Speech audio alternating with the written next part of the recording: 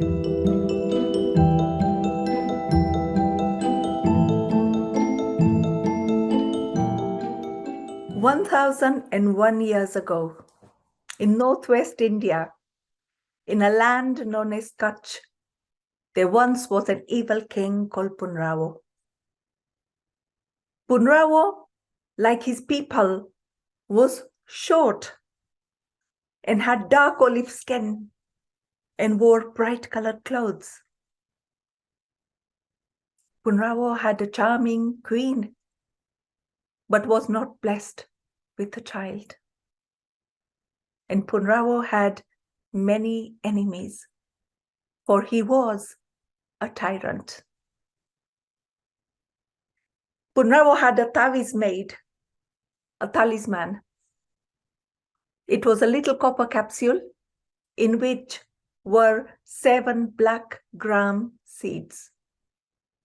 Each seed had been charged with an incantation to save Punrao's life, to stop him from being hurt. And that copper taviz was tied on Punrao's upper arm with a black thread.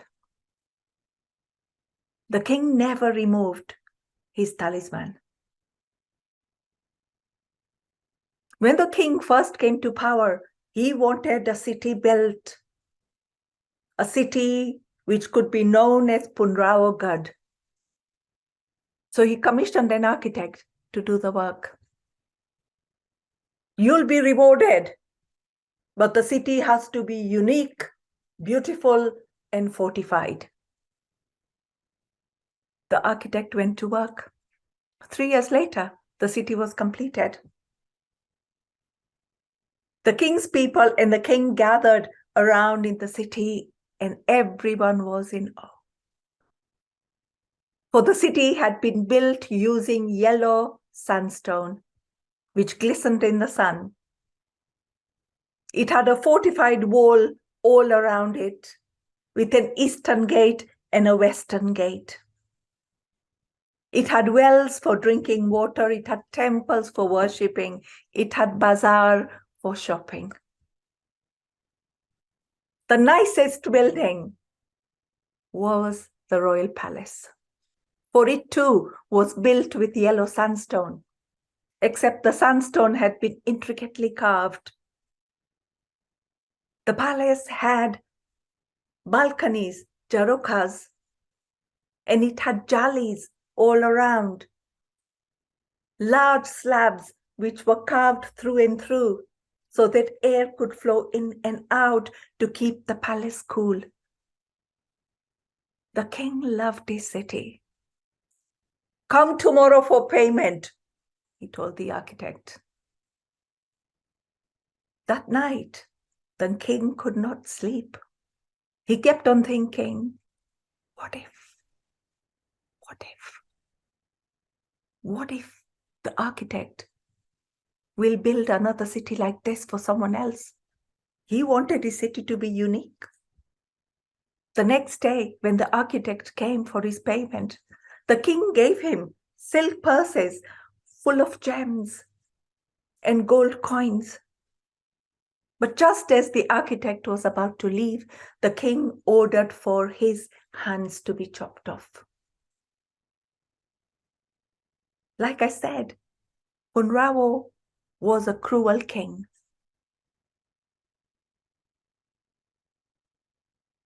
Hundreds of miles away from this city, Punrawagad, at the shore of Arabian Sea, there was a small village.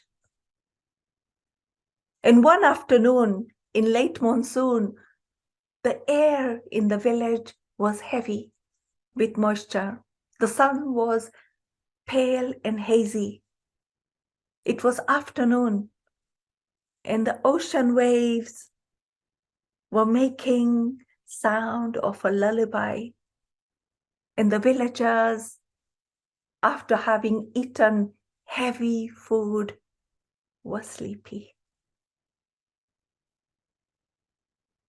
They were awakened by the barking dogs. They rubbed their eyes and looked and lo, behold, from the Arabian Sea were emerging 7 figures.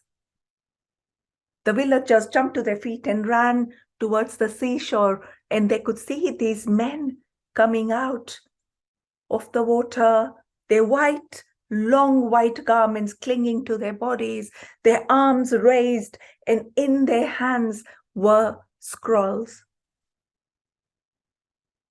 When the men came closer, the villagers were aghast. For the men were at least a foot taller than they were, and although they had dark eyes and dark hair, their skin was porcelain white. And the villagers had never seen anyone with skin which was that light. One of the men came forward and pointed at the back, and the villagers looked, and yes, they could see a dhow which was sinking. Its mast and the sail was still visible. And this man then said, "Ruki." The village head came forward and said, "Kutchi." The Ruki man said, "Ruki, Kutchi, we come in friendship." The villagers took these strange men home, gave them bread and fresh water, and allowed them to rest in the village. Next morning, when the villagers got up, the men were gone. In the countryside, in Kutch, 7 men dressed in long white garments and white turbans were walking through the greenery, the forests, and empty spaces. And after walking for many, many days, they came to a hill and they decided to build their hut on top of that hill. They had brought seeds with them and they planted the seeds in the fertile soil. And that hill was very close to Punraugad, the fortified city of the cruel king Punrao. Soon the 7 men started going into the city. And yes, initially everyone stared at them because everyone in the city was slightly short, dark-skinned, and wore colorful garments. And there were tall white men dressed in white walking around their cities. But soon they got used to them. And one day when the 7 rookies were walking through the bazaar, they saw a suffering child, a child who was in pain and he was crying. When the rookies went close by, they could see the child had a swollen face. The face was red and hot. It had a gash on the cheek. And the barber, whose son this child was rocking the child to soothe him. One of the rookies, the head of the rookies, dipped his hand inside his bag and took out 3 leaves. And he crushed them, mixed them with water, made a paste, and applied them on the child's cheek. The child soon stopped crying and fell asleep. The barber had tears in his eyes. He folded his hands and said, thank you. He thanked them. This is when the people of the city realized that these 7 strangers were healers. Soon everyone got to hear about it. And there was a big queue of people going up the hill at the hut of the rookies. Soon the queen got to hear about it. And she also wanted to be healed. But she wanted a child.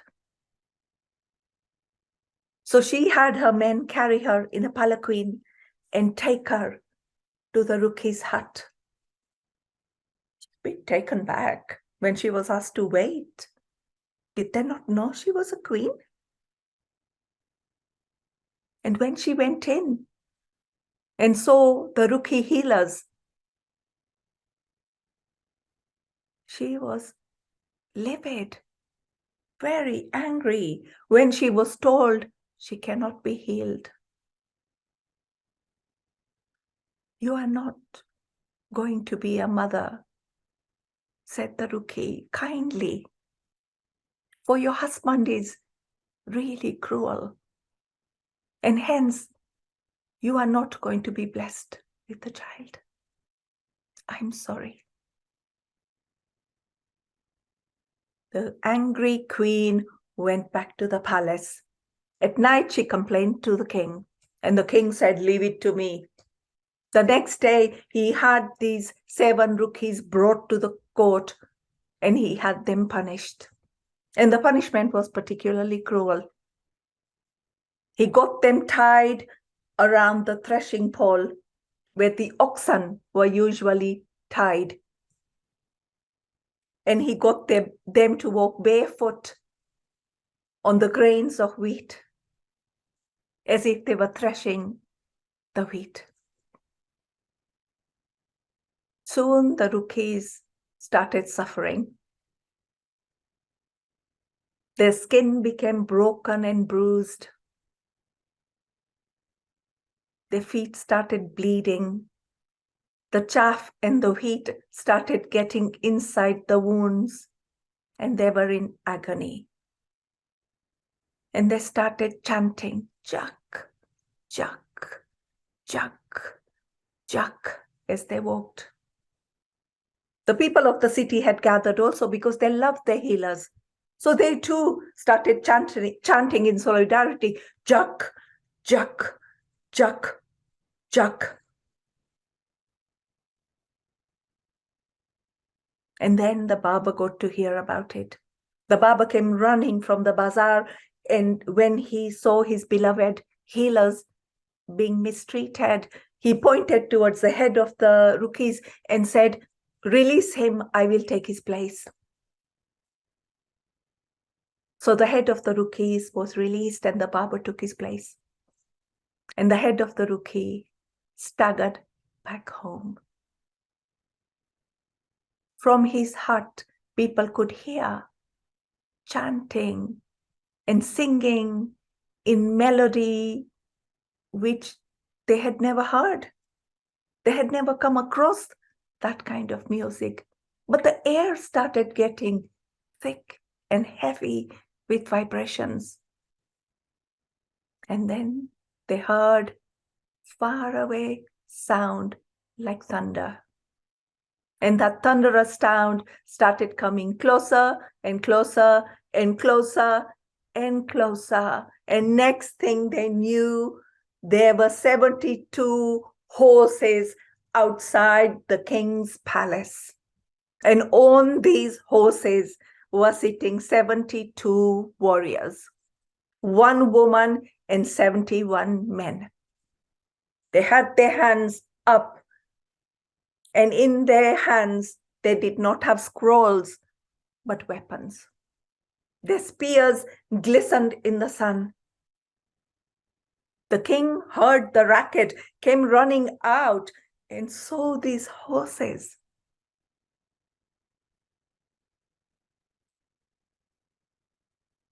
The woman warrior came forward and said, "I am Saira.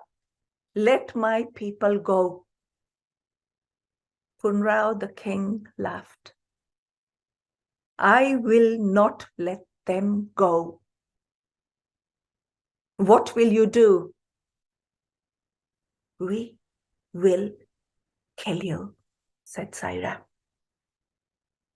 "Try," said Punrao, "try," pointing towards his tavis. So some of the rookies took the spears, sent them towards Punrao, and the spears came closer, closer, closer. But they didn't touch Punrao. They just fell to the ground. The rookies made a circle, and Saira went inside the circle. And Punrao looked to see what they were doing next. And when the rookies parted, the 71 stayed there, but they could not see Saira anywhere. And from the middle of the circle, which Punrao couldn't see, emerged a wasp. And it buzzed and flew towards Punrao. When the wasp came very close to the king could hear it and see it, and he started squatting it away. But the wasp dived down and then lifted itself up again and went underneath Punrao's arm and bit him. The king screeched with pain. He'd never experienced pain like that. It was like a red-hot poker going into his flesh. And he hit his hand. And as he did that, the talisman, the tabiz, came loose and fell to the ground. And the king bent down to pick up his talisman. Just then, one of the warriors sent out a spear, which went and hit a stone above where the king was. And the stone fell on top of the king's head, and he died instantly.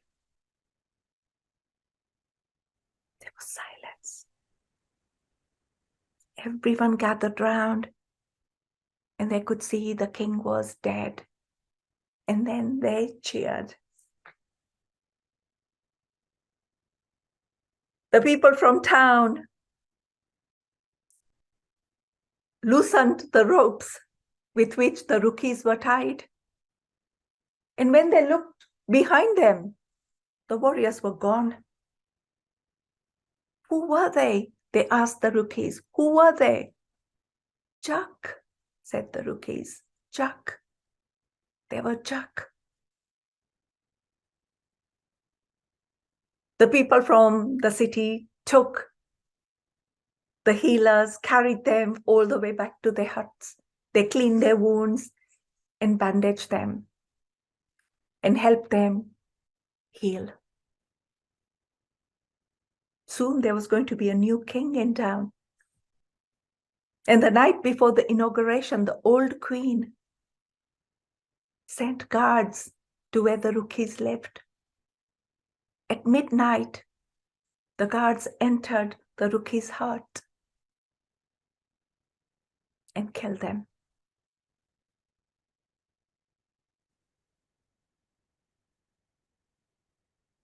When the people of the town got to hear about it, they were devastated.